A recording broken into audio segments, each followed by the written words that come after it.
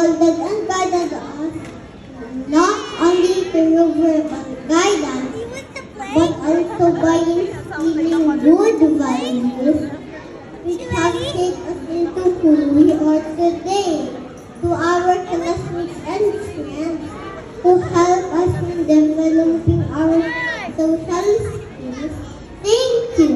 To our dear parents who provided us not only the things we need in school, but also the most important things in the room, love and support. Thank you very much to all the people who contributed a lot in our lives, especially the school administrators, office staff, family and guardians. Thank you very much. No words can express how thankful we are for all you have done throughout the school year. And lastly, to our Almighty God, thank you for your guidance. Thank you for giving us wisdom